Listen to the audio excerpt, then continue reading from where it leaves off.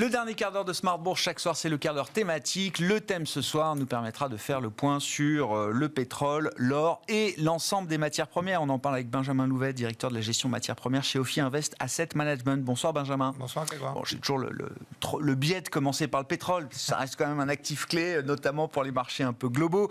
Pétrole qui a repris $10 en un mois là, sur le mois de juin. Alors il avait perdu 10-15$ entre avril et fin mai, début juin. Là il reprend $10 en ligne assez droite. Quel est le rationnel de ce mouvement il y a trois choses principalement. Une première qui est une raison conjoncturelle. Le mois de mars-avril, c'est la période où vous avez des maintenances d'un certain nombre de raffineries. Parce que c'est une période creuse, on sort de l'hiver, donc les raffineries en profitent pour faire un peu de ménage et un peu de nettoyage. Donc traditionnellement, quand les raffineries tournent moins, elles consomment moins de pétrole, donc la demande diminue un petit peu, on constitue des stocks, et forcément ça met une pression un peu baissière sur le cours du pétrole. La raison de la reprise derrière, c'est que ces raffineries ont rouvert, et puis on rentre dans la période estivale. Et la période estivale, c'est une période où, ça peut paraître surprenant, mais où on consomme plus de pétrole. En moyenne, 1 million à 1 500 000 barils de plus de pétrole. Et on attend des chiffres aujourd'hui de la part de l'Agence internationale de l'énergie qui ont dû tomber à l'heure où on se parle. Mais les chiffres de l'API hier, qui est l'American Petroleum Institute, faisaient valoir un très fort recul des stocks aux États-Unis. Ouais. Qui laisse penser effectivement que le marché pourrait être plus tendu. Et on s'attend, du fait de cette période estivale où la consommation est plus forte, à des retraits de stocks au troisième trimestre, qui pourrait mettre un peu plus sous pression le marché du pétrole, ce qui explique aussi cette reprise. Et puis, dans ce contexte-là, c'est vrai qu'on a aussi un contexte international qui est toujours compliqué. Il y a encore eu des bateaux qui ont été attaqués au large du Yémen durant le week-end. Donc, ces problèmes-là reviennent sur le devant de la scène. La situation entre Israël et le Hamas reste très compliquée. Il y a eu des demandes d'évacuation de villes, là, avec potentiellement des nouvelles frappes. Donc, tout ça participe d'un climat un peu anxiogène qu'on avait un peu oublié parce que les problématiques conjoncturelles faisaient qu'il y avait un peu moins de tension sur le marché du pétrole. Et donc, tout ça, c'est un peu détendu. Il y a aussi eu des déclarations de l'OPEP qui a laissé bien sûr. fin à ces réductions de production progressivement. Et donc, tout ça a délivré un bol d'air. Globalement, ce qu'on peut dire sur le marché du pétrole aujourd'hui, c'est qu'on a toujours ce coussin des pays de l'OPEP qui fait que si on peut difficilement s'attendre à une correction forte, en particulier compte tenu de la conjoncture avec l'entrée dans cette période de forte consommation, l'envolée des cours est aussi peu probable, sauf embrasement de la situation au Moyen-Orient. D'ailleurs, on le voit bien, quand on regarde les marchés optionnels, on constate qu'il y a très peu d'intérêt pour les options à $95, à $100 sur le pétrole, ce qui montre bien qu'on attend toujours une stabilisation, on va dire, entre $75 et $85-90. Alors, c'est une fourchette qui est large, mais on est sur un marché qui est assez mouvant. Le problème des matières premières, c'est que ce sont des marchés dont la valeur est établie de façon spot, pour un équilibre entre l'offre et la demande à l'instant T.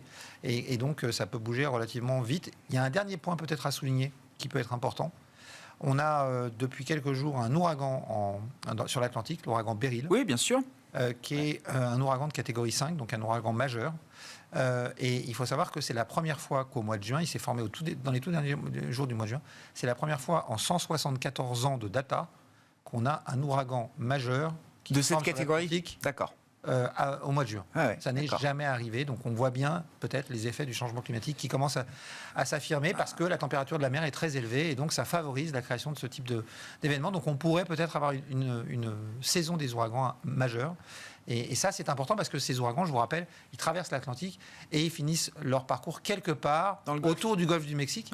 S'ils partent vers le Texas, la Louisiane, d'abord, il y a des plateformes pétrolières qui peuvent se retrouver interrompues pour des longues périodes. C'est arrivé par le passé. Et puis après, ils peuvent finir leur course en Louisiane et au Texas, où il y a une grosse partie de la capacité de raffinage américaine.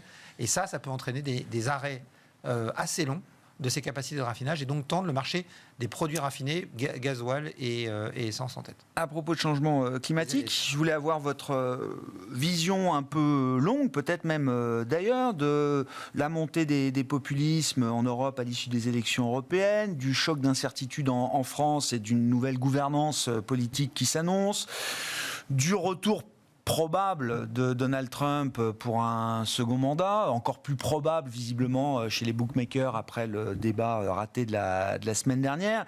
On a le sentiment que ça peut être perçu comme étant autant de vent contraire face aux efforts de transition énergétique qui commençaient à être déployés ces dernières années. Est-ce que vous partagez ce regard et est-ce que c'est des changements ou des déviations politiques qui peuvent avoir un impact sur le thème de la transition et donc sur le sujet des métaux de la transition, Alors, Benjamin.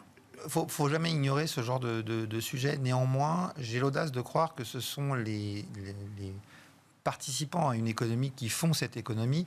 Et aujourd'hui, on l'a bien vu, même en France, des francs opposants à cette transition sur un certain nombre de sujets. On peut parler de Carlos Tavares chez Stellantis, qui était profondément... Il dit ne changez plus les règles. Et il dit maintenant, stop, revenez plus sur la fin du moteur thermique. Je pense qu'il faut ajouter une autre chose, Grégoire. Il y a aujourd'hui un élément incontestable, les études le montrent de plus en plus, c'est que ne rien faire coûtera plus cher que de faire cette transition énergétique. Et donc, quelles que soient les déclarations des politiques, à un moment, les politiques, s'ils ont besoin de se faire réélire, cette question du coût va se poser et ils devront agir de façon pragmatique. Donc, pour moi, on ne reviendra pas en arrière et on a même intérêt à accélérer. Sinon, on va au-devant d'énormes problèmes. On le voit. La météo déplorable qu'on a en France aussi est liée à ces problèmes de changement climatique parce que la température évolue beaucoup plus vite, le réchauffement se passe beaucoup plus vite au pôle qu'à l'équateur. Le différentiel de température change. Ça entraîne des ralentissements dans le jet stream qui fait qu'on a ces mouvements, ces anticyclones ou ces dépressions qui restent bloqués très longtemps, alors que normalement elle s'évacue rapidement. Phénomène de dôme, quoi, c'est voilà, ça. Tout ça participe du fait que je crois qu'aujourd'hui, il n'y a plus photo. On peut avoir les déclarations qu'on veut. On doit faire cette transition et il faut bien avoir conscience. Y compris quand on est Donald Trump, Benjamin, parce Donald Trump, en fait, c'est pas vraiment le sujet. Aux États-Unis, la transition, elle bat son plein. Regardez ce qui se passe en Californie. Et le point névralgique de la transition aujourd'hui, si on le regarde, c'est la Chine. Personne ne regarde la Chine. Tout le monde dit qu'elle ne fait rien. La Chine, en 2023, a installé autant de panneaux solaires que le monde entier en 2022. Mais Benjamin, non seulement on le dit, mais vous nous disiez exactement la même chose fin 2022 de ce que la Chine avait installé plus de panneaux solaires que dans l'ensemble du monde l'année précédente. Ça fait plusieurs années que cette statistique reste valable. La Chine a 5 ans d'avance sur son programme de photovoltaïque. Elle est en avance. Elle a décidé d'une politique. Elle a dit qu'elle ne serait pas prête en 2050, mais en 2060. Et aujourd'hui, ils sont dans les clous. Alors c'est vrai qu'ils continuent à installer des centrales à charbon parce qu'il faut gérer le court terme, mais on sait que ces centrales à charbon n'iront pas jusqu'à la fin de leur vie et qu'elles seront remplacées progressivement. Donc pas de souci de ce côté-là. Je pense qu'on parle ici d'épiphénomène et que quand on va commencer à parler d'argent, tout le monde va revenir à la raison, va se rendre compte qu'on a beaucoup plus intérêt à faire cette transition qu'à ne pas la faire. Fort heureusement d'ailleurs. Oui, non, mais bien sûr. Non, mais dans un discours trumpiste, c'est sûr qu'on peut s'attendre à redonner des permis pour le fossile, etc. Et sans aller jusqu'à tout détricoter de l'IRA, limiter peut-être... On peut faire ça, Grégoire, mais aujourd'hui on voit qu'il y a un énorme problème de compétitivité industrielle sur toutes ces technologies qui vont s'imposer, quoi qu'on en pense, qu'on parle de la voiture électrique, des panneaux solaires, qu'on parle de l'activité minière, qu'on parle des éoliennes, et les Américains vont devoir à un moment ou à un autre embrayer aussi là-dessus, sinon ils vont se retrouver au banc de toutes ces technologies, ça va leur poser un énorme problème industriel. Je parle, ne serait-ce qu'au niveau véhicule, le marché automobile américain n'est pas suffisant pour les constructeurs automobiles américains. Donc il va falloir pouvoir vendre des voitures ailleurs. Ouais. Voilà. Un mot des précieux. L'or fait plus grand-chose, mais tient bien. L'argent, la prenait 4% aujourd'hui, visiblement. Où est-ce qu'on en est du cas d'investissement des précieux, or et argent notamment, Benjamin ? Alors, ces métaux ont corrigé un petit peu, mais vous le disiez, l'or se tient très bien. Donc ça, c'est très intéressant de voir que l'or n'a pas baissé. Donc les gens qui ont acheté de l'or dans la première partie d'année ne sont pas sortis. C'est intéressant parce que ceux qui ont acheté de l'or dans la première partie d'année ne sont pas les gens qui achètent de l'or d'habitude. Il n'y a pas eu d'achat d'or en Occident. Non, c'est pas le retail occidental qui a acheté de l'or. En Europe ou aux États-Unis, quand on regarde les tensions d'ETF, elles sont en baisse et elles ne remontent pas. Donc ce sont les Asiatiques qui ont acheté de l'or et ils gardent cet or. Donc l'or n'a pas baissé. Et on rentre dans une période qui va arriver là, deuxième partie d'année, où on devrait commencer à avoir une détente monétaire. Or, les Occidentaux achètent de l'or quand les taux rebaissent parce que l'or n'a pas de rendement, donc le désavantage diminue et donc ils reviennent sur l'or. Donc on peut espérer un retour des Occidentaux en deuxième partie d'année. Et donc l'or devrait connaître des nouveaux plus hauts dans la deuxième partie d'année, c'est très probable. Il y a un autre facteur de soutien très important, depuis maintenant plusieurs années, on en a parlé déjà, c'est ce sont les banques centrales. Et les banques centrales, ce qui est très intéressant, c'est que le World Gold Council les interroge tous les ans, c'est un organisme de place, pour connaître leurs sentiments vis-à-vis de l'or. Il y a un sondage qui est fait tous les ans et qui vient d'être publié. 70 banques centrales interrogées à travers le monde, essentiellement dans les pays émergents, et il y en a à peu près une quinzaine, entre 15 et 20 dans les pays développés. Et ils leur posent toujours les mêmes questions.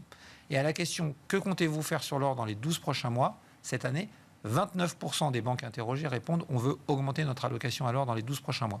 C'est le plus fort taux de réponse pour l'achat d'or depuis que le sondage existe en 2018. Alors ça ne fait pas un gros recul, mais quand on voit les achats l'année dernière et l'année d'avant, qui sont des achats records depuis 1967, on peut se permettre d'être optimiste sur l'attitude des banques centrales vis-à-vis de l'or. Elles ont un peu ralenti à très court terme, mais le premier trimestre, elles en ont acheté 290 tonnes. C'était le plus gros premier trimestre pour les banques centrales de toute l'histoire depuis que les datas existent.